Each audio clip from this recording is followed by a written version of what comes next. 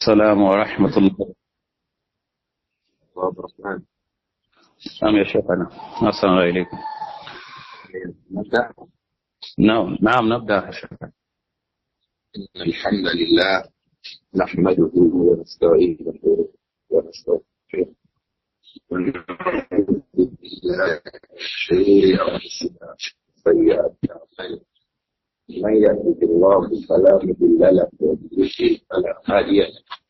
أشهد أن لا إله إلا الله وحده لا شريك له وأشهد أن محمدا عبده ورسوله صلى الله عليه وآله وسلم. ما بعد. In continuation of our book Al-Adab Al-Mufrad by Al-Imām Al-Bukhāri,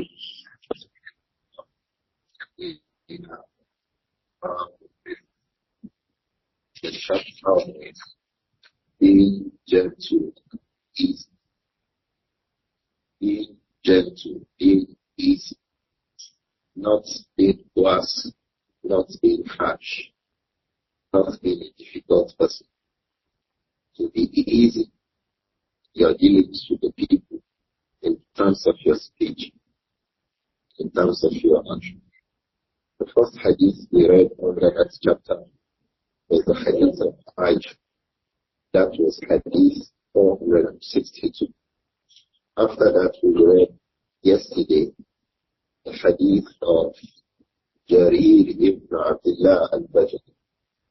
We recall mentioning Jarir ibn Abdullah al-Bajali. We said he has a nickname. He used to be referred to amongst the companions themselves as Yusuf al-Qur'an. Jarir ibn Abdullah al-Bajali used to be referred to as Yusuf al-Qur'an because he was very handsome. The scholars count him as the most handsome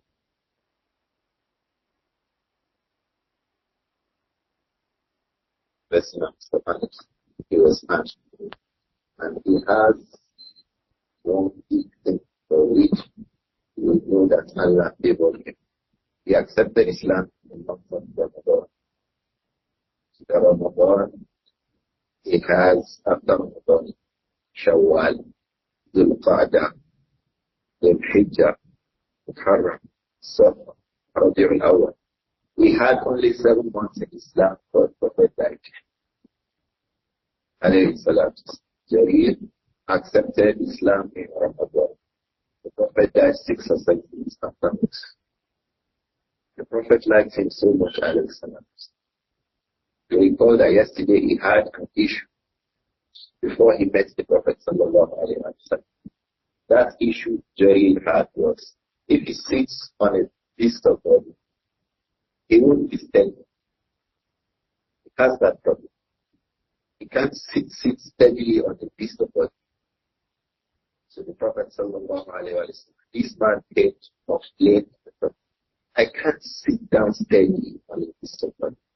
The Prophet hit his chest, sallallahu alayhi wa sallam. He says, Allahumma thabbithu.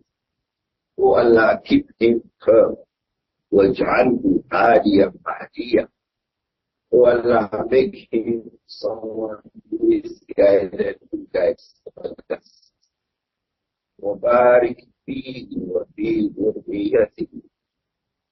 Bless him and bless his offspring. So that he asked for one thing. Well, how many did he get? He got 3. Allahumma thabbithu. Oh Allah, make him firm upon his right. This dua was useful for Jarir almost immediately. Because the Prophet sallallahu alayhi wa sallam said to Jarir, he had a stove he used to wash in their family, where it came from. The Prophet told him alayhi salam, Allah turihuni fi bil khalasa. Zul Khalasa was the name of that stove.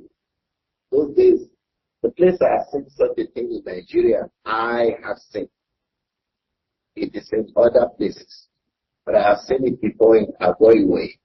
They have stones they place in front of 4 oil stone. They put sacrifices on the stone. They put food on the stone. No, these stones, they are called Ansar, Nusuk. Allah spoke about them. The animals that are slaughtered on these stones are haram for us. وَمَا ذُبِحَ عَلَى النُّصُبِ. مَا ذُبِحَ عَلَى النُّصُبِ. It is haram for us to eat them. So it was from that the Khalas was. The Prophet said to Jarir, Allah to in bil Khalas. Will you not help me dispose of bil Khalas? Will you not help me do away with bil Khalas? So yes, I will. He went himself and 50 others on top of a horse. And he destroyed that idol that the people were worshiping. And he returned to the Prophet Muhammad. As that dua benefited him, he went on a ride. He could not sit on a ride before. If he sat, he would not be able to be firm. Now, the Messenger alayhi salatu salam prayed for him and said, Allahumma sabbitu waj'alhu hadiyan mahdiyan. And through him, a lot of people in his tribe accepted Islam. And then the third thing he said, Wabarik fi, O Allah, bless Jarir. Wabarik fi urriyati, bless his children. About 5 of his children were the scholars of Hadith. So in the subsequent generation that followed. So he said, ما رآني رسول الله صلى الله عليه وسلم إلا تبسم في وجهه. The Prophet never saw me except that he gave me a smile. Whenever the Prophet saw me, he smiled. This gentle manliness, so to speak, that the Prophet showed to him, this honor he showed, it paid off. It helped Jarir a lot. He is the one who has reported this hadith. That the Prophet said, alayhi salatu wasalam, Man yuframu al-rifqa yuframu al-khayr. Or Man yuframu al-rifqa yuframu al-khayr. If anyone was deprived of ease and gentleness in his affairs, he has certainly been deprived of goodness.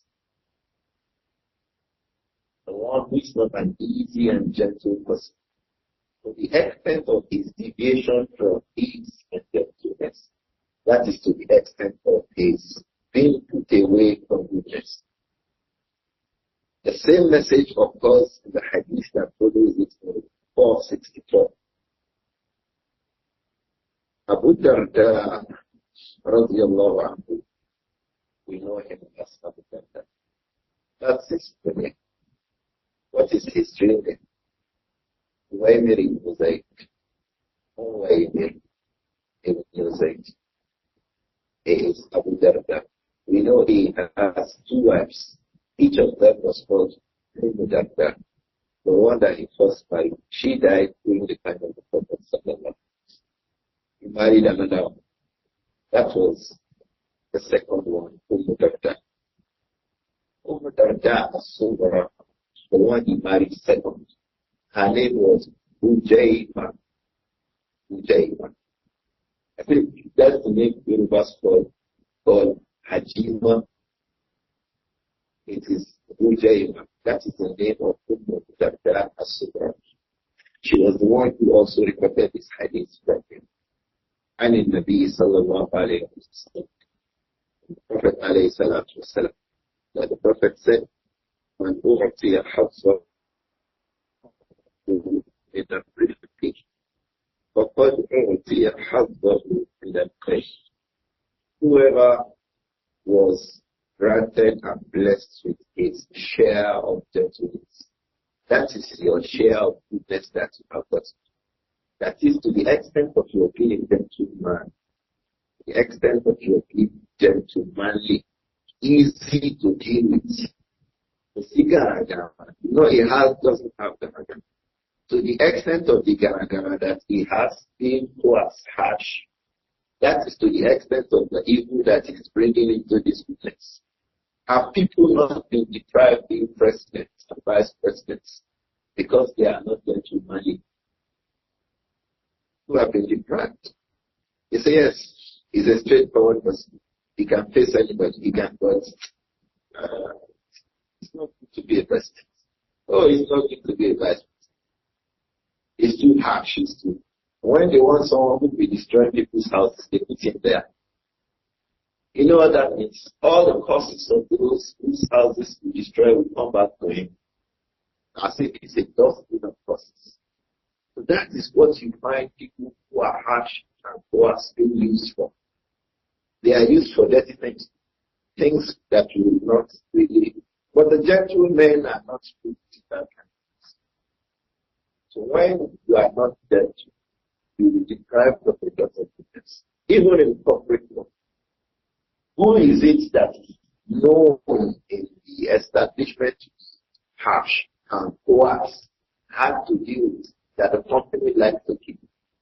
If they keep him, it's for their market time with him. Once they find someone who will do his job, they train him. So harshness does not mean goodness. Gentlemanliness, being gradual, full of courtesy, full of kindness, full of carefulness in what you say and in what you do. It brings you a lot of respect and it brings you a lot of goodness. If you want to marry a wife, what do you think your in-laws begin to look at in you? How careful you are, how well thought out your actions are. People take decisions, rash decisions, haste decisions that lead them to ends they don't like. So what pushed them to those ends they don't like? Their hastiness and lack of gentlemanliness. So in all of these, we can put it into a single expression of self-control.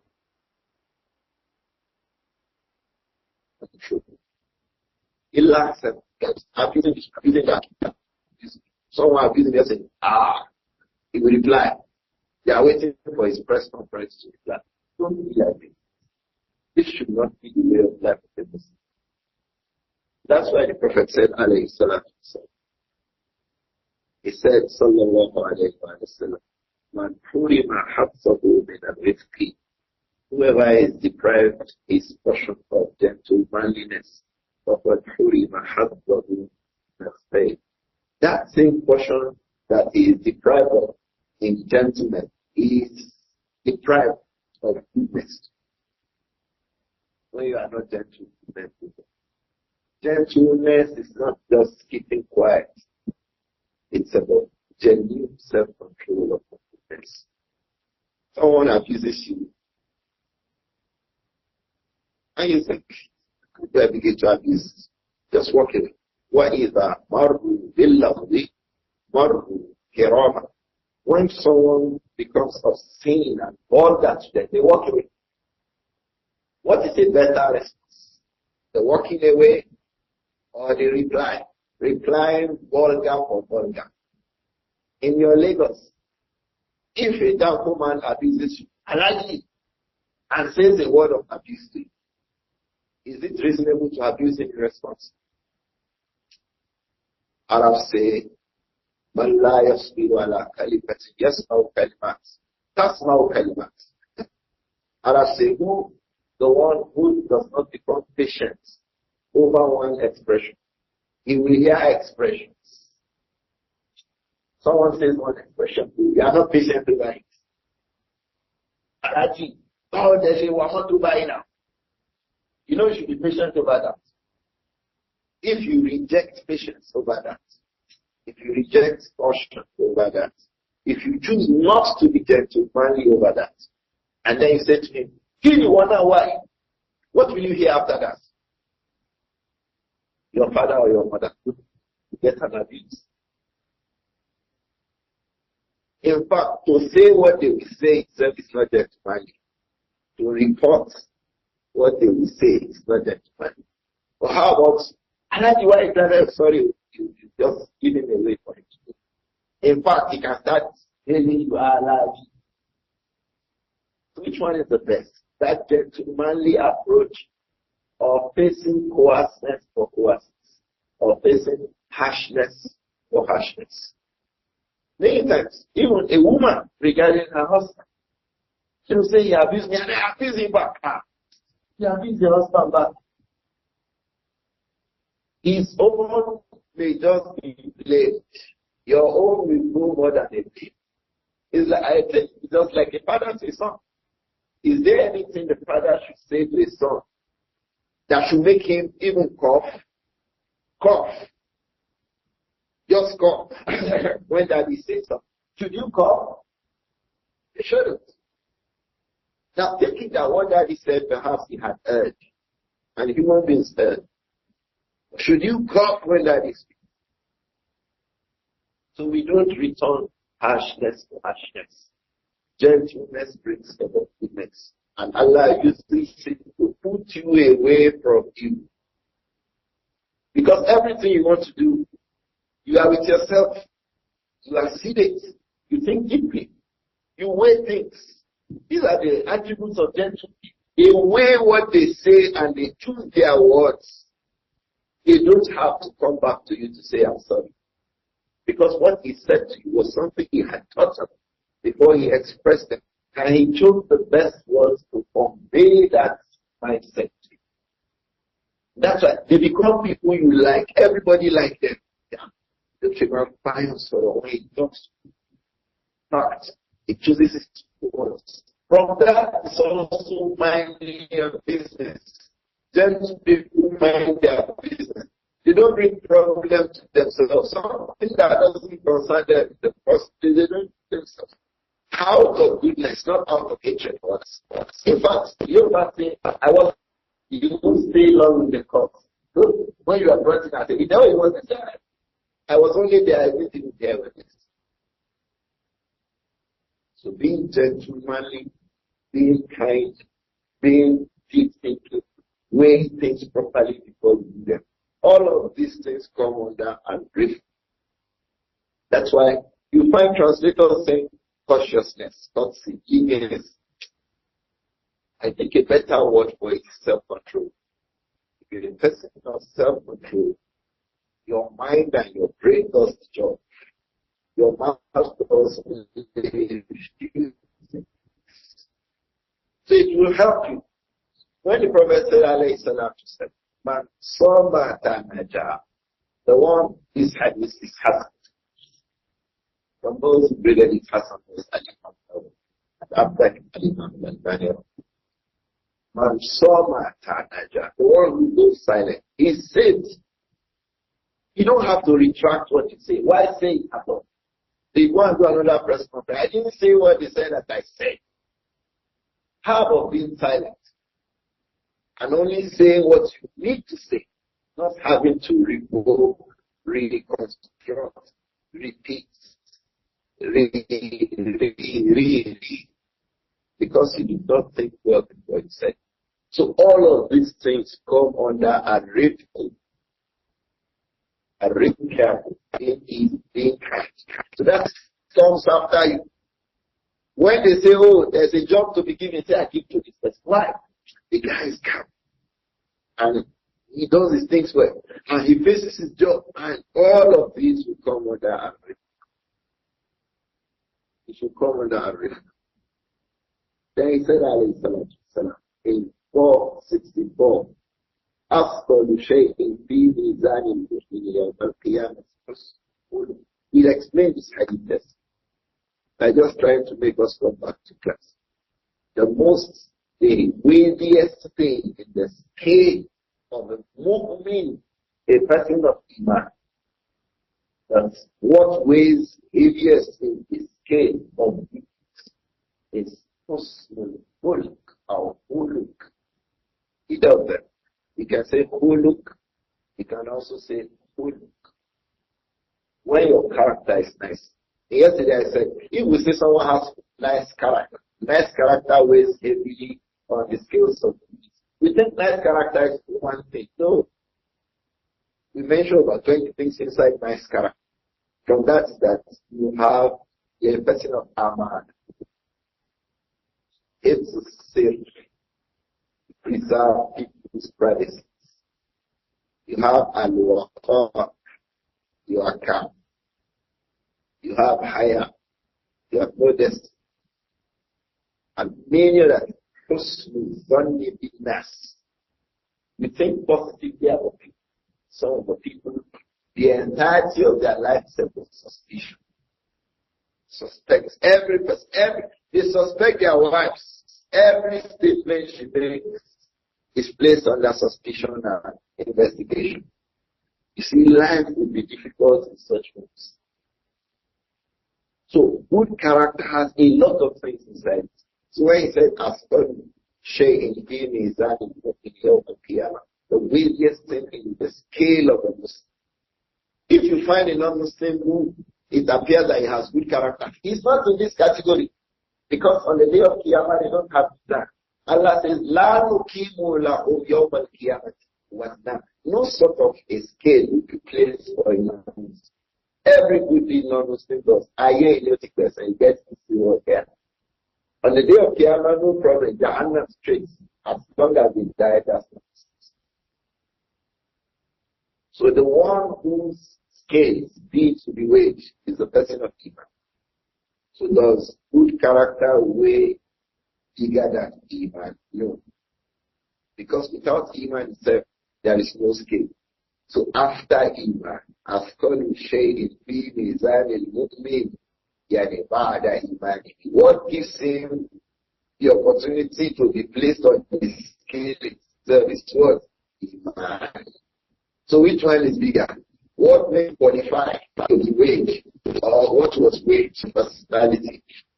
That's bigger. So people don't care about Iman. They don't learn about Tawheed. They don't learn about the Sulu Iman. They say character, you are not that. The best important thing is you are up. The most important thing is Tawheed. And ta'bud Allah wa la tushrik bihi shay'an. That you worship Allah alone and you don't connect anything and worship with Him. Then the Prophet said, alayhi salatu wassalam, وَإِنَّ اللَّهَ لَا يُغْضِبُ الْفَاحِشَ الْفَقِيرَ وَإِنَّ اللَّهَ لَا يُغْضِبُ مَنْ الْفَاحِشَ الْفَقِيرَ. Al-Fahish, the one who speaks of sins. Following that this person is a fahish. We know people like that in community. Men have wives like that. May Allah protect us. Everything she says negative. Women have husbands like that. And the thing is the one who can abuse anybody. People post about it. See me, I don't give a shit. There's no presenting me label. You're that, you're a really good person. When you post that, there's nobody you can abuse. Don't do that. No good person is like that. So Allah hates people like that. May Allah protect us. Allah hates a person who's bad, obscene, and vulgar. But this is worse than fahish. It's just toxic. I think that's another word. Toxic. You can't have anything to do with him or her. In fact, when he comes in the place, people begin to shift their seats. Why? In woman, he will do one thing that's bad. He'll be rude to somebody, he'll speak badly to somebody. He will joke with somebody that, should this be a joke? That is unbelief. Allah hates people like that. The hadith that follows is hadith 465. Under this chapter, Abdur-Raūf, in which Al-Imām Al-Bukhāri said, حدثنا عبد الله بن عبد الرحمن قال حدثني أبو بكر بن نافع وصفه أبو بكر مولى زيد بن الخطاب قال سمعت محمد بن أبي بكر بن عمرو بن حزم قال قالت عائشة قال النبي صلى الله عليه وسلم أقيموا ذوي الهيئات عثراتكم أقيموا ذوي الهيئات عثراتكم. Al-Imām Al-Bukhāri rahmatullah reported this hadith from Ash-Shaykh Abdullah ibn Abdur-Raūf. Bukhāri rahmatullah reported that hadith from the Shaykh Abdullah Al-Wahhab rahimahullah. He is Abu Muhammad al-Basri. Abdullah Al-Wahhab. He is Abu Muhammad. We have said it repeatedly. One common sunnah amongst we Muslims that we have. You hardly find anyone who have read the hadith of him without a kunya. What does the kunya mean? Something that Abu Abdullah, Abu Abdul-Fatah, Abu Abdur-Rahman, Abu Rabi'a, Abu Hanifa, Abu Aisha, all of these that we talk about. It is from the sunnah of our religion. Someone asks, hey, what is this you have? That is from the way of life of Muslims. That is the way we respect ourselves. Just like in Yoruba language, say, Boda Patai, Boda Rashidi. Why do you all of you say Boda, Boda, Boda? How do you answer that question? That is the way you ask it. So the opposing, the other side of it, Muslims behave from day one, is that they have a kunya. So the Prophet himself had a kunya, alayhi salam. He was Abdur-Raūf, alayhi salam. Mention any companion of the Prophet, he has a kunya. In fact, some of them, the kunya, Abu this, Abu that, is what is known. You don't even know their names. Like my humble self. People refer to me Abu Nāsir. People think I am Abu Bakr Nāsir. So they don't know that it's the kunya Abu Nāsir. So many companies from the Sunnah, if you come back, any person you see has a. So this Shaykh of Al-Bukhāri, Abdullah ibn Wahhab, this kunya is Abu Muhammad from Basra. He said, Haddathani Abu Bakr ibn Nāfir. Abu Bakr ibn Nāfir. What's Abu Bakr? He wants us to know the circumstances of this person. Abu Bakr here is not a kunya or a laqab. It's his name. There are a number of scholars who had that as a name. One of them was Abu Bakr ibn Abi Ayyash. That's his name. Abu Bakr ibn Ayyash. His name is what? Abu Bakr. So we can bear Abu Bakr as a name. We can bear Abu Bakr as a name. And from the names of Abu Bakr as-Siddiq, his other names are Atiq. The Prophet himself named Abu Bakr Atiq. He says, Anta Atiqullahi minan-nar. You are a person that Allah has liberated you, freed you. You will never enter the fire. Abu Bakr will leave one. Who called him Atiq? The Prophet alayhi salam. That is upon this too. So if you hear a person bearing Abu Bakr, from his name is what? Atiqullah. So Atiq is not a different name. It's part of the names of Abu Bakr Siddiq. Like saying As-Siddiq too. If you say As-Siddiq, where will your mind go to? Abu Bakr. Or like say Umar. If you say Umar, what do you say after that? Wow.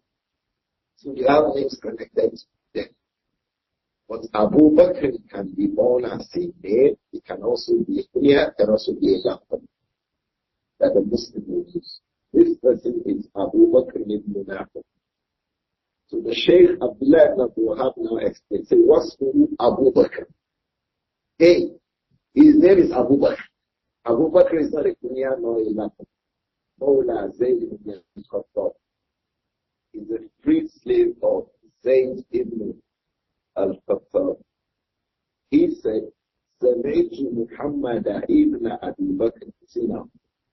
I heard Muhammad ibn Abi Bakr ibn Amr ibn Hazm. But I heard Muhammad, the son of Abu Bakr ibn Amr ibn Hazm, say, I heard Amra say, Amra, she is linked to Abdur-Rahman. She was one of the students of Aisha. You can ask, what is called what about them? You don't need anything. This is called Ismā'īl in our religion. What does Ismā'īl mean? The chains of men who reports Al-Imām Al-Bukhāri died 260 years after the Prophet. So you can ask, how come the Prophet had died 260 years after, and Bukhari said the Prophet said, there's a gap between the Prophet and Al-Prophet. The feeling of that gap is this man. This isnad fills the gap. Is the ladder from the ground floor to the top floor. Isnad. So person heard the Prophet say. The companions heard the Prophet say. Then they taught their own students. So if the students or the companions want to say the Prophet said something, who will they say said to them? My father said that. He heard the Prophet say that.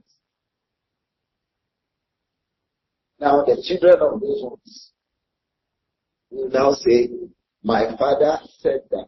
He heard my grandfather say that the Prophet said. So my father said that he heard his grandfather. This will be sanadun sunaiyu, a sanad that has two people between the person reporting and the Prophet. So these are the kinds of isnads you find in Muwatta Malik. Malik will say, Hadathani Nāfir and Ibn Umar. Nāfir was a freed slave of Ibn Umar. He was with him over 15 years. Nāfir was with Ibn Umar. Ibn Umar was a companion. So between Malik and the Prophet sallallahu, that's who and who? Nāfir and who? Ibn Umar. This isnad is called Sunaiyah. So these kinds of asanid are called Sunaiyat. The asanid chains of report, you only have two people between the person talking and the Prophet sallallahu alaihi wasallam. You can also have sanadun sulasi. You can have an isnad that is sulasi between the person who compiled that book and the Prophet. You have three persons. You have sulasiyat in Sahih al-Bukhāri. Sulasiyat, where, for example, Al-Imām Al-Bukhāri would say, حدثني مكي بن إبراهيم.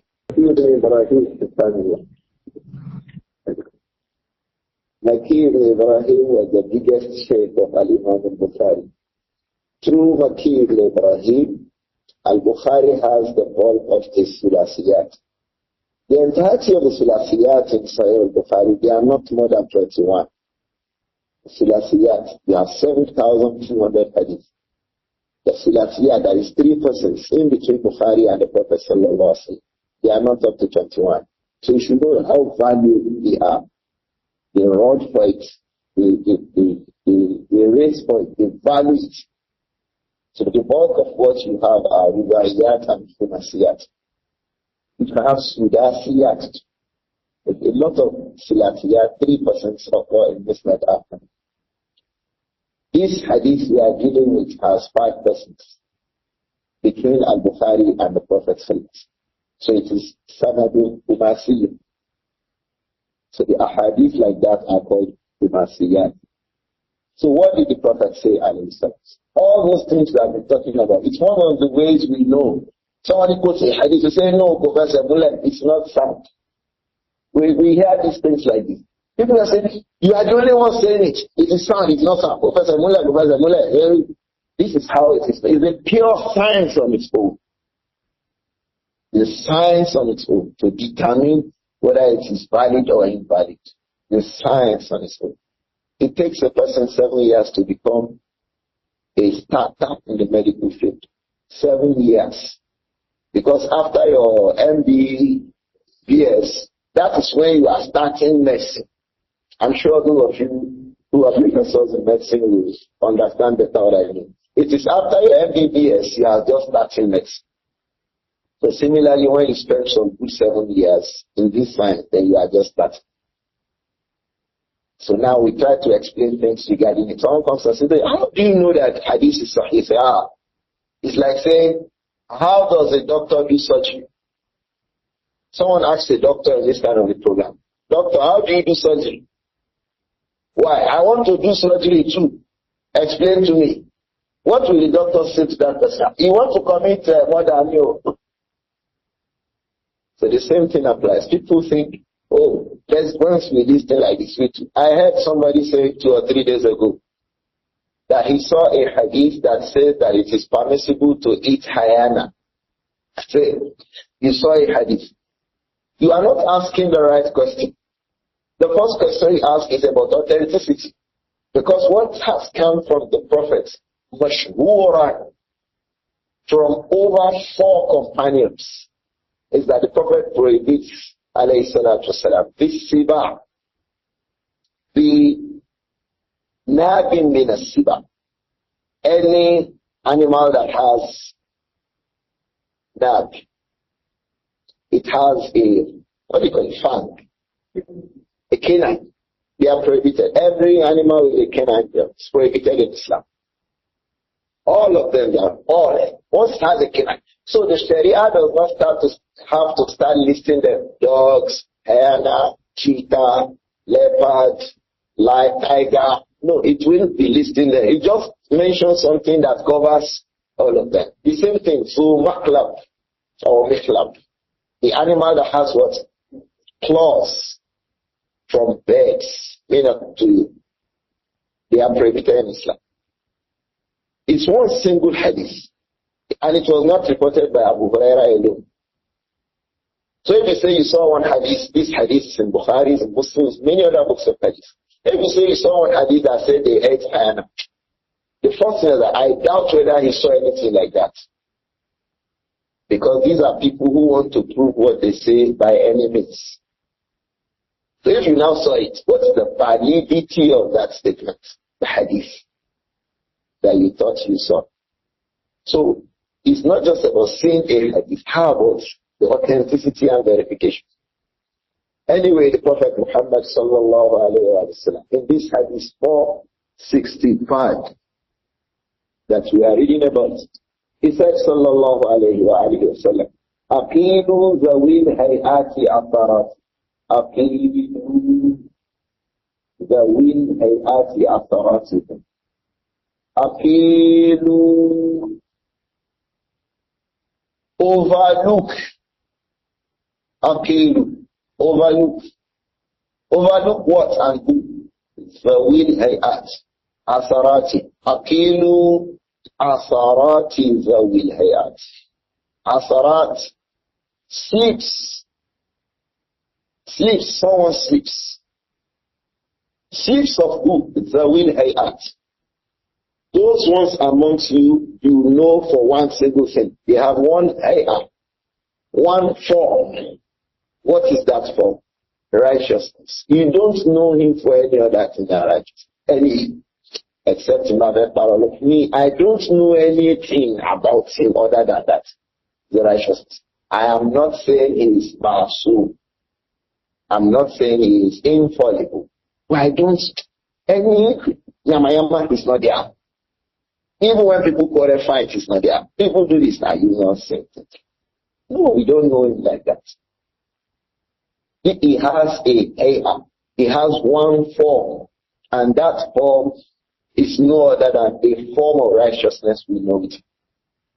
This Zuhayya, this person of one form of righteousness, Akilu Asaratihi, overlook his slips, overlook his faults, overlook his, he got off track. If it happens, he gets off track. Look at it. Leave it aside. Aqilu Zawi Hayatikum Asaratihim. Those amongst you, your community, in your places of work, you don't know them except for decency. When they falter, when they sleep, faltering means they sleep. When they sleep, when they unknowingly fall into something that when you tell them about it, they feel bad. Please don't say that. Oh, I wish I never entered this. Oh, I wish I never said it. Oh, I wish I never did. It is something, telling them itself is pain for them. When things like this happen to them, Akilu, overlook them. Just happens. But there is the place where we will not overlook. In this hadith, it says, Aqilu zawil hayati atharatihim. In the report of Al-Imām Abu Dawud of the same hadith from Aisha. This report comes from Aisha. The same hadith from Aisha. In Sunan Abi Dawud, it says, Illa al-hudud. Al-hudud are the issues of legal punishment in Islam. Someone steals, cuts the hand. It is had. We are not going to forgive this one. If someone we know of righteousness, if he steals, and he steals what the Sharia has stipulated as nisab, the punishment will be met to him. If he commits fornication or adultery or al-qasf, he falsely accuses somebody of illicit intercourse, and then after investigation it was found that the person was free, he will be dealt with 80 strokes of the cane, just like the Prophet Muhammad alayhi salatu wasalam. He flogged Hassan ibn Thabit. Hassan ibn Thabit al-Ansari was a very, very close person to the Prophet alayhi salatu wasalam. He was about 60 years old when the Prophet was raised. Alayhi salatu wasalam. Hassan ibn Thabit was about 60 years old in Medina. He was from the people of Medina. So when the Prophet migrated, he would be about over 70. Because he migrated 13 years. And there was Qissatul Ifk, that slander against Aisha. From those who participated in it was Hassan. He was flogged by the Prophet Muhammad sallallahu alaihi wasallam 80 strokes for carrying tales of indecency about an innocent woman. He was flogged 80 strokes. Now after that, he now used to do very good things. He will be singing praises of Aisha. Radiyallahu anhu. One of them, he said, Radiyallahu anhu, referring to Aisha, Hasanun, Razanun, Ma tuzannu biribatin, wa tusbihu gharsa min luhumil ghawafili. Hassan said it about Aisha. After that incident, to the extent he will at his old age always go to visit Aisha. You know, Islam believes that if you do something bad, do the good one to retract the bad one. So he was doing all of that. So people will be telling Aisha, don't allow this man, stop sitting with this man, stop talking to this man. Was he not the one who was responsible? Aisha will say, have you forgotten his past? In the past, when people abused the Prophet Muhammad sallallahu alaihi wasallam, he used to stand in front of it. As they sing, Arabs like poems so much. As they sing poems to abuse the Prophet, he is singing poems to praise the Prophet and Islam. Getting that, have you forgotten that one? At his age, to the extent that the Prophet will say, alayhi salatu, Rudda alayhi, ayyadaka Allahu bi ruhil qudus. Respond, O Hassan, respond. May Allah strengthen you with Jibreel. So now, he participated in that slander against Aisha. Don't forget it is hudud. If it were not hudud, if it were not something requiring legal punishment, he would have been overlooked. And that was what, after he was given that legal punishment, Aisha did not like that people say negative things about Hassan. No. Even when Masruq ibn al-Ajda was saying that when Allah says, وَالَّذِي تَوَلَّى كِبْرَهُ لَهُ عَذَابٌ عَظِيمٌ, the one who came in front of that slander against Aisha, that person had a severe punishment to suffer on the day of Qiyamah. Aisha said it is not Hassan ibn Thabit. That even if it were him, he was already blind. Which azab is azim, a'azamu min al-amal. Which punishment again do you want? He was already blind, so let it end here. And azabun azim was a punishment that many of the scholars of Tafsir explained to me that is a punishment for which that person will be punished. On the day of Qiyam, he said, no, it has ended in this dunya. Regarding Hassan. Because Hassan is Zu Hayha. It's a person not known except with goodness. When they abuse the Prophet, it's defending him. All his life, all his attention is about the Prophet Muhammad. But he sleeps. But the sleep where he sleeps in was a sleep of Hajj. So the Hajj was met on him. But Aisha did not allow his personality and all those good things he had done to go away and wasted. This is the difference between them and we in our times. A person will falter and sleep. It is not even regarding a matter of Hajj min al-Hudud. Not even a matter of legal punishment. Maybe he has a view about a matter. You see us Muslims. We can start calling ourselves late Salafi, unknown Salafi, serious Salafi. We tag the people and we bring them down. This is not Sunnah. The Prophet Muhammad sallallahu alayhi wa sallam said, Aqilu zawil hayatikum asaratihim. Those your noble, eminent ones amongst you, when they fall asleep, Aqilu asaratihim. Overlook those their faults. Overlook those their sleeps. Those their errors. Just made a mistake. Overlook it. In our own time, what we call Salafiyah is that we want to make his cards. Want to make his cards. Bring him down. Disgrace him. Abuse him. He's the one championing the dawah of Sunnah all this while. Explaining, doing it. But when he falters, you want to destroy him. This is not Sunnah. The Sunnah is your eminent ones amongst you. When they falter and sleep, overlook their faults. Overlook. You don't know how, we don't know them. In fact, you can be counting years. 50 years, 20 years, 30 years, 50 years. So, this man. Because there is no ma'sum, unless it's not bashar. And that's why even when Allah described Muttaqun in Al-Imām, what does he say?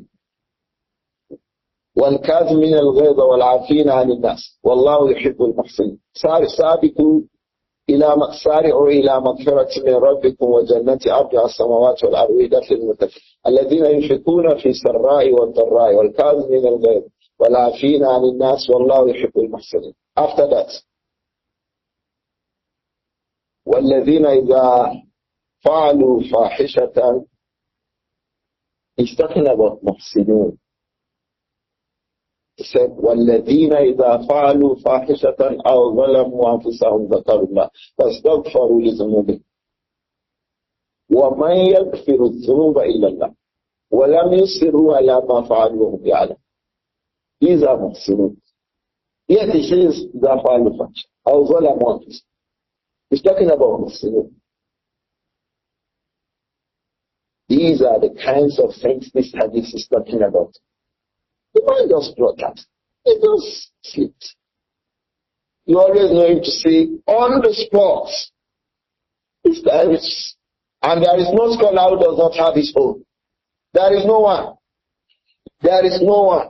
Al-Imām Ibn Abdul-Bar, he said, لَيْسَ مِنْ شَرْطِ الْعَالِمِ أَنْ لَا يُخْطِئ. It is not from the condition that he is a scholar. Why? He doesn't ever make mistake. Scholars have errors. You can start counting one by one. One of the scholars wrote a book, تنبيه الحاجد بما وقع من الأخطاء في كتب الأماجد. تنبيه الحاجد بما وقع من الأخطاء في كتب الأماجد. A serious warning about those errors that occurred in the books of some scholars in 14 volumes. I saw the 14th handwritten copy. 14 volumes. They say Mustadrak Hakim. Al-Imam Hakim said so this thing is an error. He will now bring what is correct. He said Mu'jam al-Tabarani al-Sagir. Al-Imam Abu Sulaiman al-Tabarani said so. This thing he said is an error. He will now bring what is correct.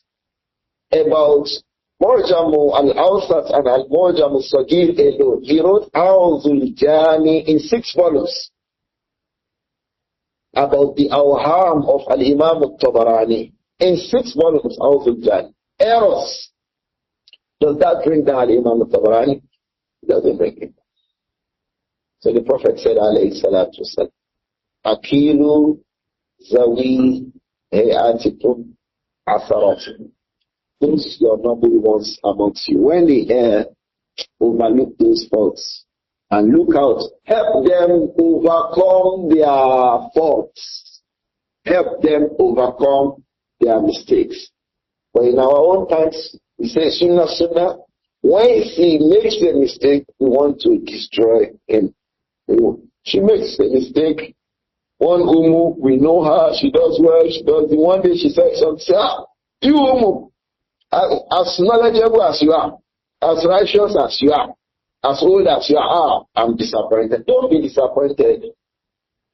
Don't be. If you can help her overcome her faults, help her overcome her faults, because you have your faults too. The unfortunate thing is that people who do this, their own faults are bigger. Those who hold people and bring them down over their faults, their own faults are worse than the other ones. They either hide them or Allah in His mercy on them just cover them up. May Allah protect all of us. So what is the connection between this and Ar-Rifq? It is Ar-Rifq that makes you behave like that. Ar-Rifq, self-control, makes you put everything in its place. So when a person falters or falters, you don't bring him down because he faltered. You don't destroy his personality because he erred. In this age of social media, that is what a lot of people enjoy doing. Bring the man down, or bring the woman down, or bring the person down, bring the institution down. Why? They had one error here. So. But all other things are, they are good here, they are good here, they are good here, it is good here. You will be saved. And then when he falls, or she falls, you want to bring them. It is not from the sunnah of the messenger, alayhi salatu. Talk less of saying that it is from manhaj salaf. It is not manhaj salaf. The salaf, we are not like that. Radiallahu anhu. Abdur-Raūf, I think it will be okay for us to stop here today so that we can look at some of the questions we may have. Abdur-Raūf. Salawatullah alaykum ya Shaykhana. Ameen, ameen, wayyad.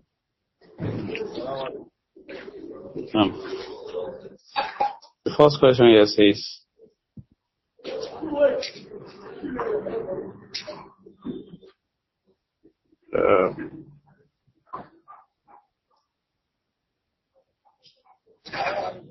he said, Jazakumullah khair ya Shaykh.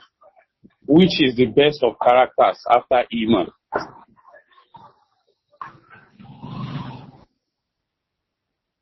The issues of the deen are not only about character. After the matters of Iman, what comes are the matters of ibadat, salat. Salat. And that's because salat comes from the rights of Allah directly.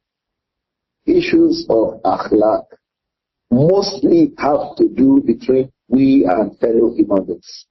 Issues of character, behavior, we have to do between you yourself and the rest of the people. But the issues of Iman and issues of ubudiyat, like salat, like dua, like adhkar, and all of things like this, like siyam, like hajj, like umrah, they come next in our religion. Why? Because they are from the rights of Allah. You direct these things to Allah. You direct fasting to Allah. Or do you fast for one person? I mean, for his sake. Like you give a person sadaqah. No. You direct your soul to who? Allah subhanahu. You direct your dua to who? Allah subhanahu. Dua is very important. Or usually we put it last. Somebody was talking about the Palestinian troubles that the Muslims face in Palestine. He said the least thing you can do for them is dua. No. From the biggest thing you can do for them is dua. Dua is not least. Dua doesn't come secondary. It is what? Primary. Dua is one. Did you not hear what Allah said in Al-Furqan about dua? It says, مَا يَعْبَأُ بِكُمْ رَبِّي لَوْلَا دُعَاءُ. If not that you make dua, Allah does not have a need of you. And He said repeatedly, those in الَّذِينَ يَسْتَكْبِرُونَ عَنْ عِبَادَتِي ulama say and dua. So dua is very important in our religion. It's more important than a gun in a war. Dua is more important than a bomb in a war. Dua is more important than it. So don't say the least thing you can do with Palestine. No, it's not the least. The first and the most important thing you can do, they can also do, is to do what? Dua. Dua is very important. And that's one of the things that gives it its importance, is that it is something you direct to who? Allah direct. So from the issues of Iman, we come to the issues of Ibadat. Then, in terms of importance, the issues of Akhlaq now comes in. If you hear a narration talking about the importance of Akhlaq, yes, it's just talking about it to show its importance. It doesn't mean that it's more important than the issues of Iman and the issues of Ibadah, even though the scholars always draw a link between the three. If you talk about At-Tawheed, and you mention Tawheed Al-Asma' wa Sifat, that Allah is As-Sami'ul Basir, Allah is As-Sami', He hears everything absolutely. He is Al-Basir, He sees everything absolutely. It has what Ash-Shaykh Muhammad ibn Salih al-Husaymin called fa'idatun maslakiyatun, a benefit that has to do with your conduct. Allah sees, Allah hears. How does that affect me? It affects me in the sense that I know that Allah sees everything and hears everything. So I make sure that what He sees me do are the only things He has allowed me to do.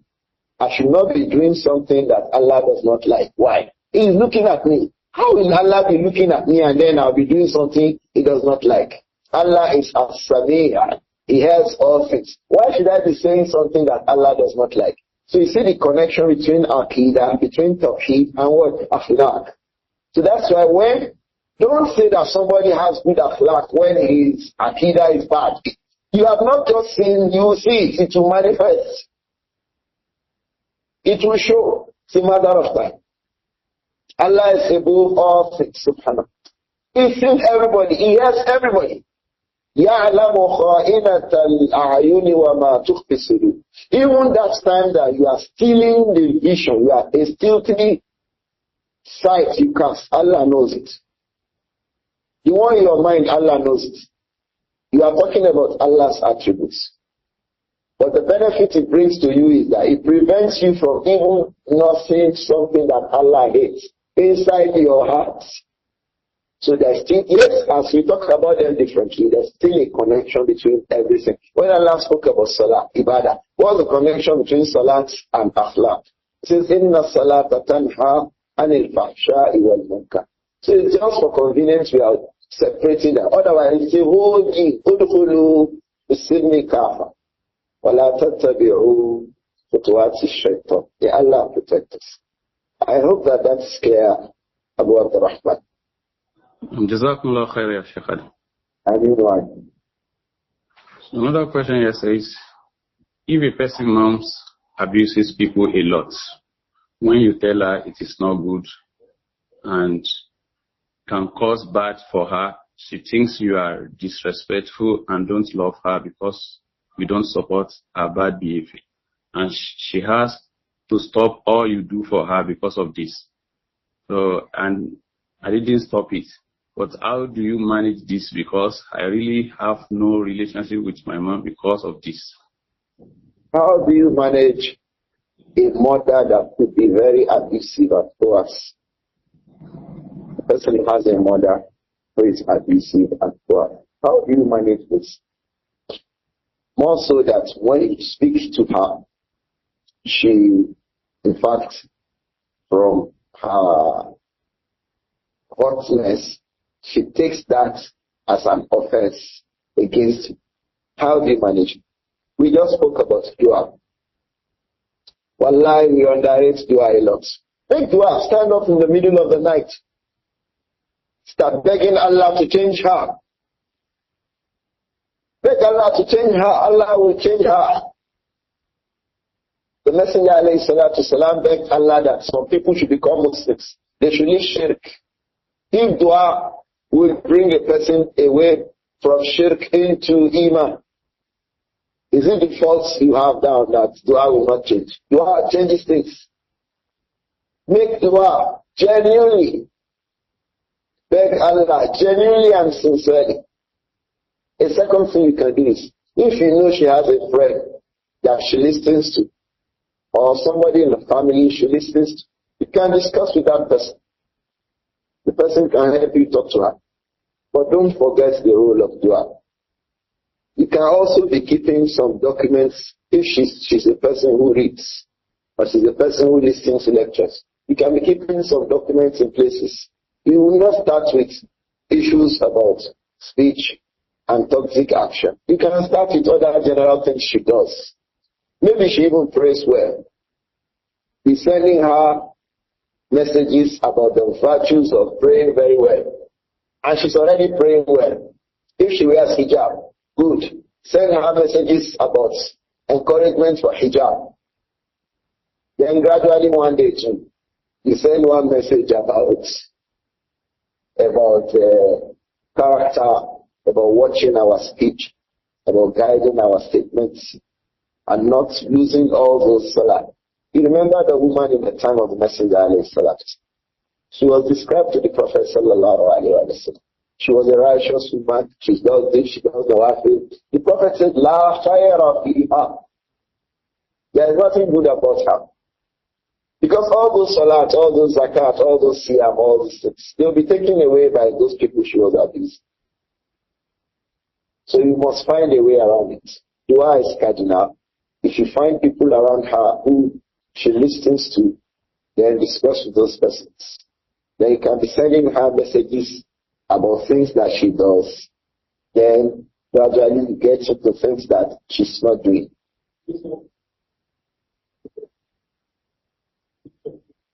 You know, we were talking about dua and how efficacious it is. One of such cases was the cases mentioned in that. The case of the mother of Abdur-Raūf. It was dua that brought her into Islam. The hadith occurs in Sahih Muslim. Abu Hurairah would go to the Prophet alayhi salam. We've read it in this book, Al-Adab Al-Mufrad, this hadith. He will go to the Prophet alayhi salam. He likes the Prophet. But when he goes back home, his mother is abusing the Prophet. His mother is abusing the Prophet alayhi salam. And he is the Prophet alayhi salam. Very beloved companion. So how does he manage the two? So one day he came to the Prophet alayhi salatu wasalam and said, Messenger of Allah, I want you to pray for my mother. He was bad. She abuses you a lot. Maybe if it were we would abuse her and send back. The Afa of Sunnah Salafi today, maybe he is the one. He will abuse her back. Or tell the boy to cut off from his mother. Some people are doing that today in the name of Sunnah and Salafiyah. May Allah protect it. So what did the Prophet say, alayhi salatu? He says, Allahumma di umma abi Hurairah. Oh Allah, guide the mother of Abu Hurairah. He said, Radiallahu, when I heard that from the Prophet Muhammad, I started running back home. I knew that, the Prophet has prayed, it will be answered. When he got home, his mother was already having her bath, of accepting Islam. And by the time she was coming out to him, she was wearing a hijab. The scholar said, how did she know that she has to take a bath? How did she know that she has to wear hijab? It means Abu Hurairah was already talking to her, educating her, telling her about Islam. But she has not just accepted that Islam. So dua is very, very good. It was dua that brought the mother of Abu Huraira to Islam. When Abu Huraira saw that, he didn't finish. He came back to the Prophet Muhammad. Said, O Messenger of Allah, pray that I and my mother should be, the love of myself and my mother should be in the heart of every person of Iman. If you have Iman, you love Abu Huraira and his mother. So the Prophet made that dua, alayhi salatu wasalam. And then he added something to it. He says, Allahumma ghafir liman istaghfara li Abi Hurairah wa li ummi. Oh Allah, anybody who says that, Allah forgive Abu Hurairah and his mother, Allah forgive that person. Allahumma ghafir li Abi Hurairah wa li ummi. If you say it, Allah should forgive you. I have said my own. Allah forgive Abu Hurairah and his mother. If you say it, Allah will forgive you. The Prophet made that dua for Abu Hurairah. It's just about dua and the importance of it. So if we have not just mothers, we have friends, we have colleagues, we have neighbors, people we relate with, but they are toxic. We can help through dua. It's not just about advice alone. We advise, we make dua. May Allah accept our dua.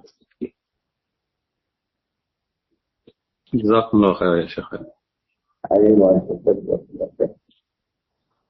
This one says, please, an admonition for a man who works late with his secretary in the office and in seclusion from 8 a.m. to 8 p.m. The question is not clear to me about that. The person wants an admonition for a man who works late with his secretary in seclusion in office, 8 a.m. to 8 p.m. A man works in seclusion with his secretary. He has an office. The secretary is in that somewhere. He is somewhere within the office. They are working till 8 a.m. to 8 p.m. If they work from 8 a.m. to 8:15 a.m., is it lawful? It's not lawful that a man is in a place alone with a woman. Let's avoid it. Once you look at a confinement, you are confined such that nobody sees anything of you, the two of you, but it's become a confinement. Avoid it. Don't stay in a place. The Prophet said so, alayhi salatu wasalam, La yakhluwanna ahadukum imra'atan. No one of you should stay alone with a woman unless that there is a mahram with her or her husband. If her husband is there, or her son, or another person is there, then the more people that are there, the lesser the problems that are connected to it. But avoid that you're alone in the place with the woman. It is not just about 8 a.m. to 8 p.m. It is not the time that is a problem. The action itself is an action that will bring you people to fitna. It is itself unlawful, and it will lead to worse unlawful things. May Allah protect all of us. Amen. Mandan says, sir, is losing of ear compulsory for the ghusl of Haid and Nifas? Losing of ears, is it compulsory for the ghusl of Haid and Nifas? No, it is not. It's not compulsory for a woman to have to lose her made hairs before ghusl. But what she should do is, she should ensure that water gets into the hairs. If she uses it for that purpose, better. Because it will help the purpose for which she is encouraged to make the ghusl. Water should touch all parts of her body, and starting with the hairs. I hope that it is clear. It's not compulsory in a nutshell. But she must ensure that water gets to all the required parts, including the entirety of the head.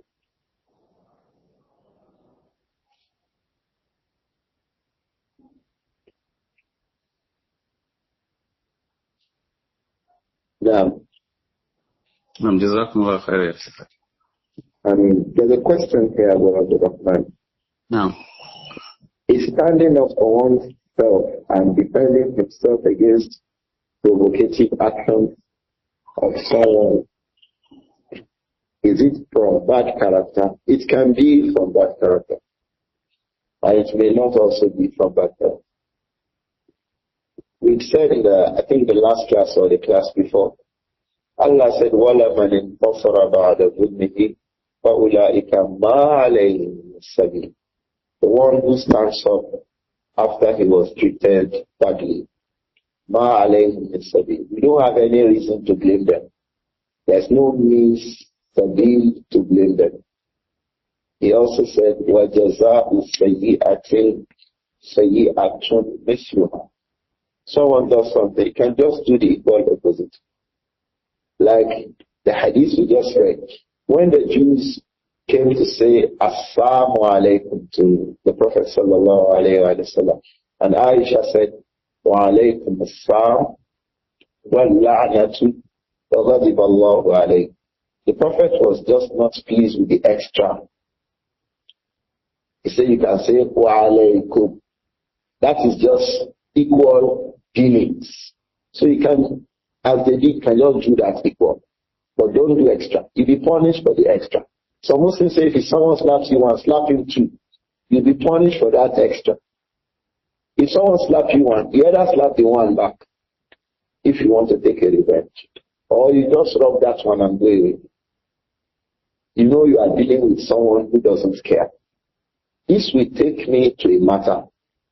But I think that our emotions on the matter is beyond the knowledge and the carefulness and genuine deep thinking we give to the matter.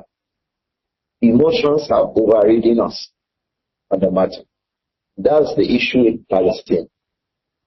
No Muslim worth the name will be glad about it. No Muslim worth that name will be happy that his brothers are killed the way we are seeing it. No Muslim will be happy about it. So nobody is happy about it. And the best of what you can do to them is make dua for them. The victims of these Israeli Yahud occupations. Make dua for them. If you have any other means of helping them, help them. Because they are your brothers. They are our brothers. It was similar to the deluge before it's the earthquake in North Africa. Who is pleased with that? Is there a Muslim pleased with that? But those who are natural, as we call them, disasters. Which one is worse as a fitna?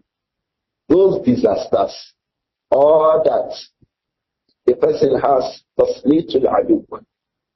He has enemies aggressing against him. This third one is worse. The way the Jews, these Yahud, killed the Muslims in Palestine is worse than the earthquakes and the deluge that we just witnessed. It's more painful.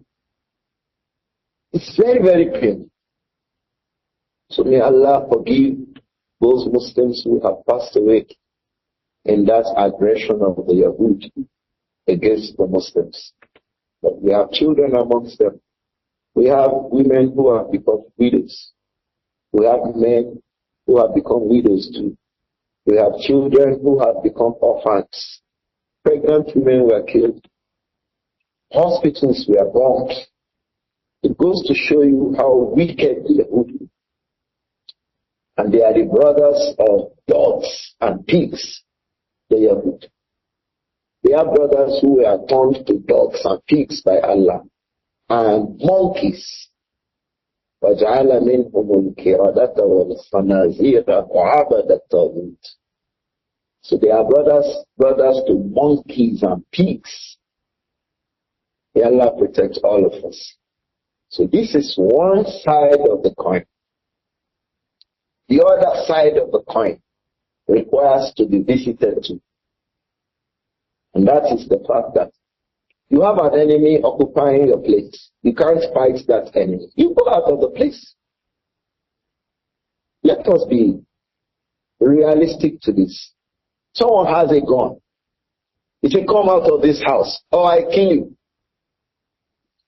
You don't have anything to defend yourself. Not just a gun. He had a bomb on his hand, a dynamite on his hand. He said, if you don't come out of this house, I will bomb you. Come out of the house. And you know he will actually bomb you. Come out of the house. Why? The deen has come to protect your life. Allah told us, وَلَا تَقْتُلُوا أَنفُسَكُمْ. Don't kill yourselves. Likewise, don't bring yourself in the condition that brings you to destruction. So go out of the house. Go out of that house. You have more time for salat. If it happened before Fajr, you can pray that Fajr.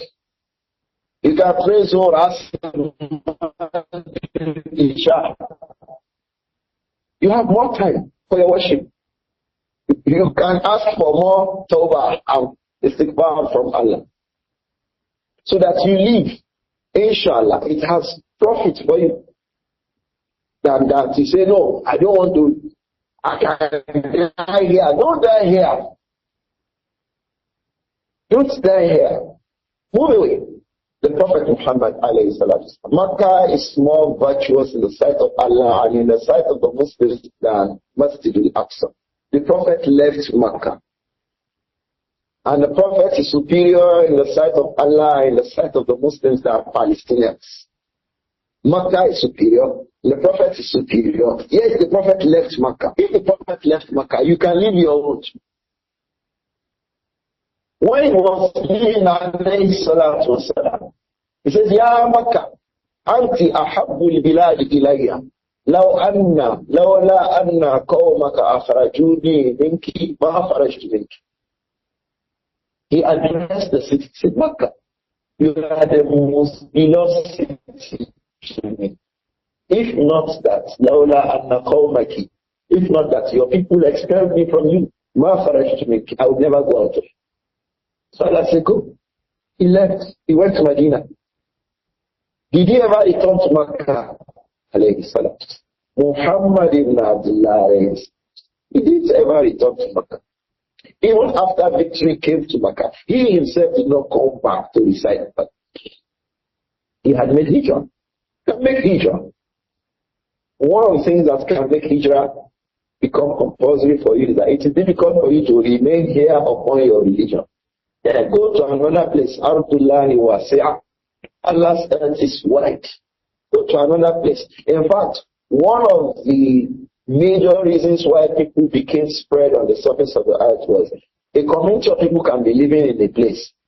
The uncle and the nephew had a quarrel in history, human history. The uncle said, okay, I'm leaving this place. Or the nephew said, I'm leaving this place. He takes his wife, he takes his children, and they go to another place, they settle down there, and the community begins to emerge again. So you can go to another place. And when Allah provides you the strength and the power to be able to face those who, you come back and face them and expel them. It's the sunnah of Allah.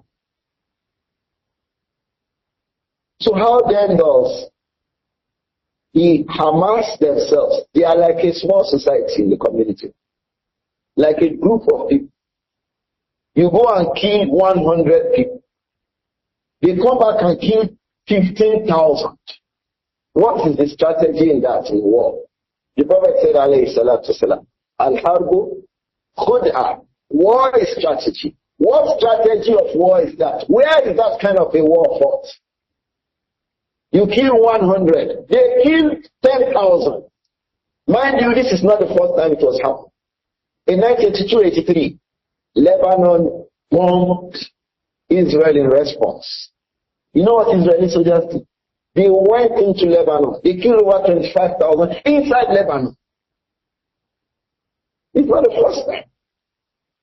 So which war are you starting that? You can't face the opposition. And you are the one who starts an aggression against them.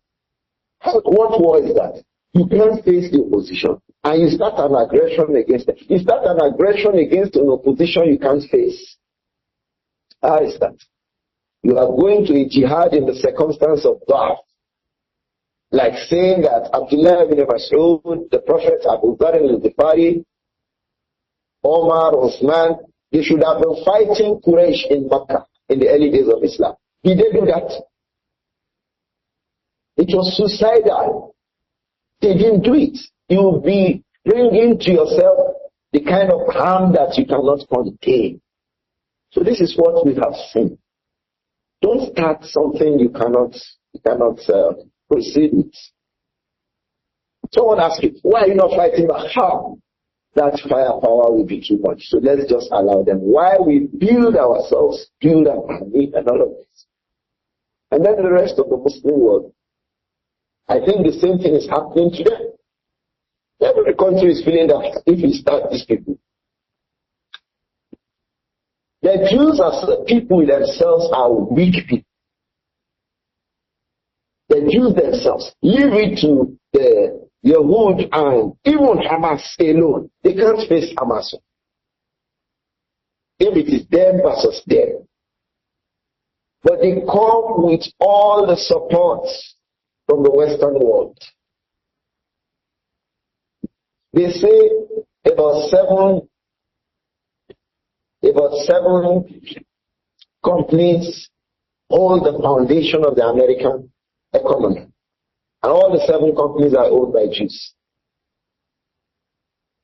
There are about 40 richest men in the world. About 20 of them are Jews. In the US, you cannot abuse the Jews. They call it anti-Semitism. The same thing in the UK. Part of their law. But you can abuse the British Prime Minister. You can abuse an American president. But you can't abuse a Jew in faraway Israel. What does that tell you? And that's why when they came with them. So when you say go to the United Nations, they say we don't care. Those who should be shouting human rights say we don't care. Who is speaking? Is it Israel speaking in the garb of the US or US speaking in the garb of? So if you want to say Israel as we have it today, you are not just talking about Israel. You are talking about the entire Western world. US, UK, France, all of them put together. So if you say Kuwait should stand up, can Kuwait stand up? Can they? They can't. If we say Egypt should stand up, Egypt should stand up against who? Against the US, or against Israel, or against the two. So you see, it's beyond an emotional affair. Don't be unnecessary, but look at it if you were the one. It's ordinary. Sorry that I said ordinary. There's no ordinary about lots of lives. Ordinary Niger here. People started shouting, oh, Tinubu, don't start a war. Those people in Niger are not Muslims. They don't deserve freedom. Yeah. People were shouting, hey, we don't want war. But you want those other people to start a war. So countries have the responsibility to look back at themselves, at their people, and the enemy they want to face, so that they don't start a trouble they cannot contain. I am thinking that the Yahud will be willing that more Arab countries join. You know what it is? You come. Join us and see. Join it and see. So the matter goes back to why start it? Why start something you cannot contain? And there's one thing about war. Every war ends on a table. It ends on the negotiation table. So why start the war? If wars end on conference tables, why not continue on conference tables until you can achieve your goals without starting a war? That's a better strategy. Hey, Israel, come. Hey, you, come. Let's sit down. Let's talk about it. Why are you occupying it? Hey. Those strategies are better than this strategy, this emotional strategy of Hamas that has brought the kind of destruction that we have seen. That does not justify the destruction. But we are learning our lessons against tomorrow. But we have not learned it because it happened in 1982. It is happening today again. I hope that we will learn our lessons and not start a trouble we cannot contain. It is not from any strategy of war. You start a war, you kill 1,000 people, they kill 50,000. And counting. Yesterday, there was a news that I saw. For 23 seconds, Trump was blasting yesterday. You know what that means? 1, 2, 3, 4, till you count 23, there were explosions. Bam, bam, bam, bam. Over something some young Muslims did about 2-3 weeks ago. The entirety of the community is still suffering from it. Is this part of our risk or is part of what is it? What is it? You want to swim in an ocean without knowing the depth of it. You want to swim in a river. You don't know how deep is it. Sensible people will put their feet first to know if this thing is deep. Oh, maybe I will need somewhere. I will not even swim in it at all. But young people think that everything jumps into an ocean. Like you jump into a swimming pool. Do you jump into an ocean to swim like you jump into a swimming pool? So may Allah pacify the sufferings and the difficulties of the Palestinians. Yeah.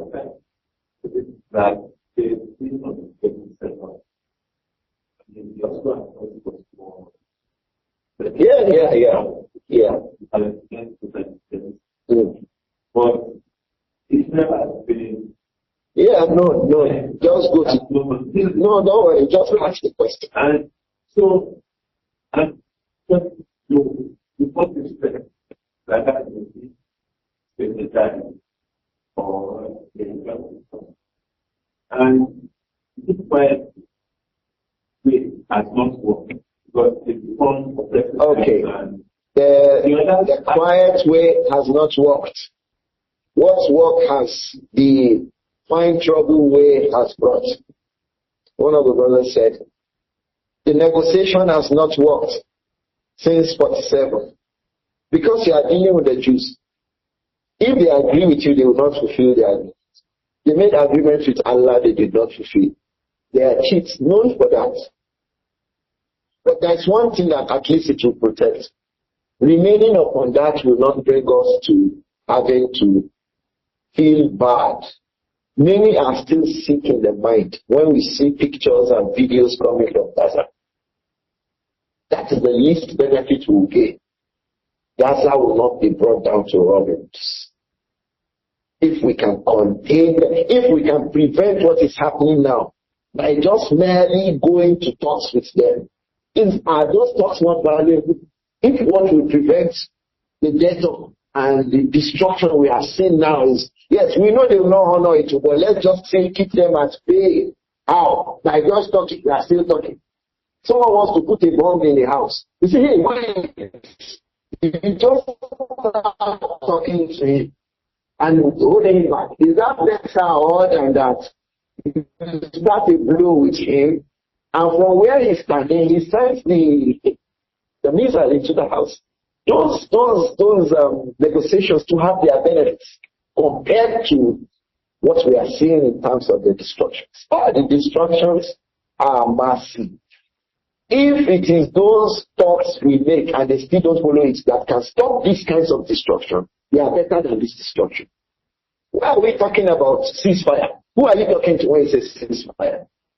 Who are you talking to? Are you talking to Hamas? You're talking to them.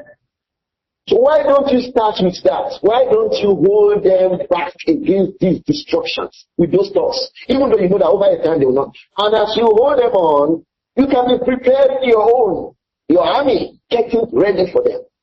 It's better than in terms of comparative analysis. We can see are more beneficial than not wanting to talk. Say, oh, let's do it. Let's get power. It's a lot of things. The same thing. This is applicable to quell the militants. You call them, hey, come to the table. Bring your guns and your weapons. Let's send you to school. In fact, we can be giving you money. Because government finds that the money that it spends on the militants to keep them at bay is cheaper than the money that it loses when they bomb installations. Like we said, war is strategy. What do I lose? What do you gain? What's coming there? What have we gained in this Hamas attack of Israel? What have the Muslims gained? What have we gained? Just look at what we have gained. Even hospitals, massages, churches were bombed to rebels. So if a round table talk can keep them away from this, Israelis would prefer that Hamas does what it does again. Come and do it again. You see what we do to you. In fact, that's why some of the scholars say that. Are you sure even these Hamas were not created by the Israel? Sorry, it's another aspect, but I think the time is fast spent at the right time. Can we stop here today? No, we are Sheikh Adam. I'm sorry, please. I usually don't get into these kinds of lengthy discussion. Someone says, please hear this. Yeah, he's sorry he feels a disagreement on it. The Palestinians can't remain cowards. You say that the man can't remain cowards, and they are bombing and killing him. What strong man is he? Is he strong to remain upon bombs? Isa alayhi salatu wa salam. Let us come back to the text of the Quran and the Sunnah. We spoke about the Prophet sallallahu alayhi wa sallam. When he could not contain the mushrikun in Makkah, Allah told him, make hijrah to Medina. The Prophet is more important than Palestinians. The Prophet sallallahu alayhi wa sallam came with the Quran. Makkah is more important than Gaza. Yet the Prophet left Makkah.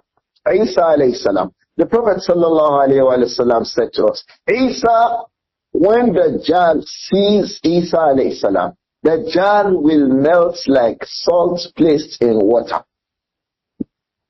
When Isa alayhi salam descends upon his second coming, and his second coming has been reported by more than 21 companions of the Prophet Muhammad alayhi salatu wasalam. Isa alayhi salam will come.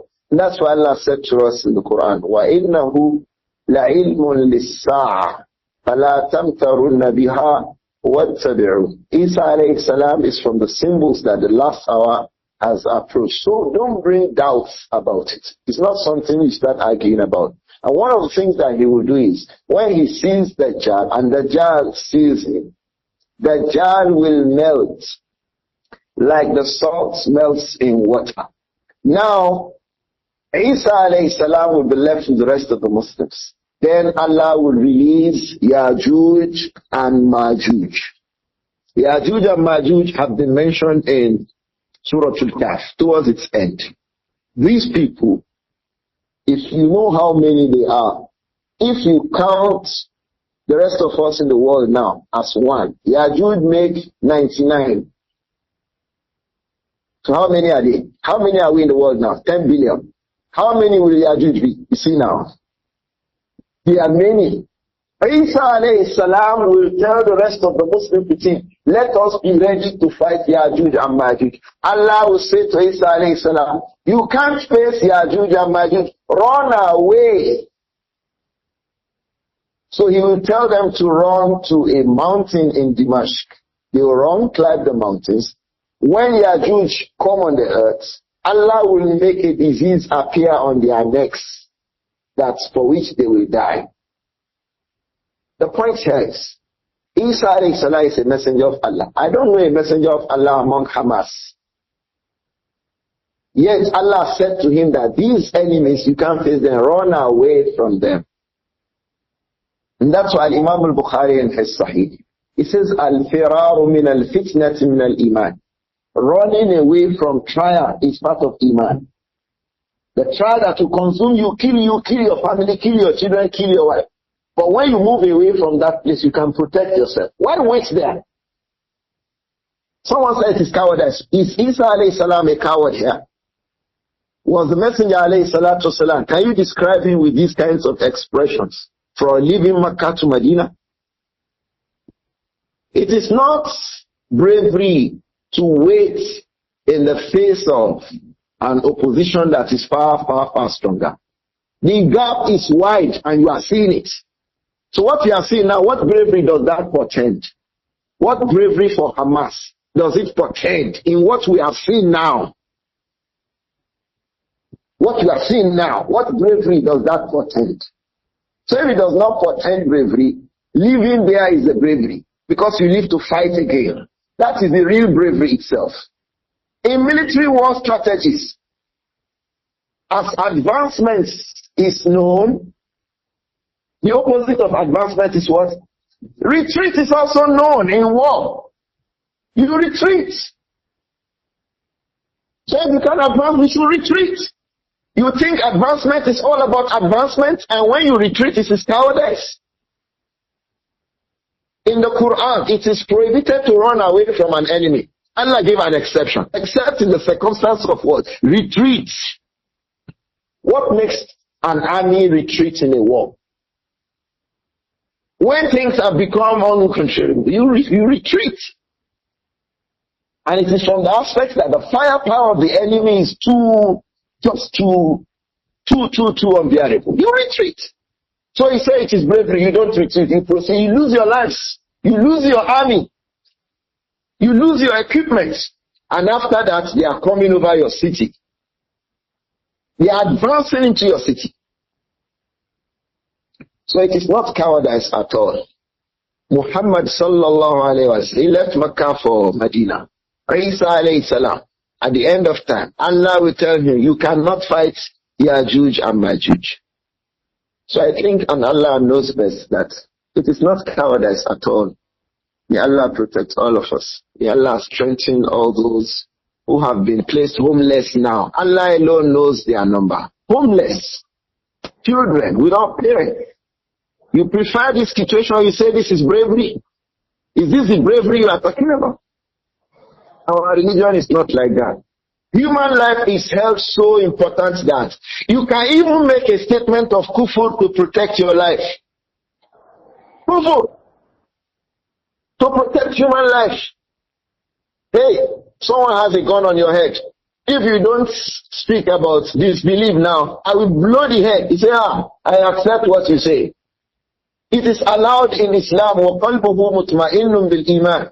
As long as his heart is upon Iman, you can utter a statement of kufur to liberate yourself. As much as that, Islam allows it, so that life can be protected, so that well-being can be preserved. Women, children, all of these people we have seen under the rubbles. You think it is bravery that they should still wait and start another war like that again? So why call for ceasefire? Let it continue. Nobody will say that. From the pity genuinely for the people of Palestine is, when the war comes, for the sake of Allah, they should avoid it. Keep themselves, protect themselves. They can move to other parts of the world. Go back. May Allah protect all of us. Amen. Abdur-Rahman, we've had a long day today. Naam ya Shaykh. Jazakumullah khair. Assalamu alaikum wa rahmatullahi wa barakatuh. Wa alaikum assalam wa rahmatullahi wa barakatuh. Someone said the longest class. سبحانك اللهم وبحمدك أشهد أن لا إله إلا أنت أستغفرك وأتوب إليك.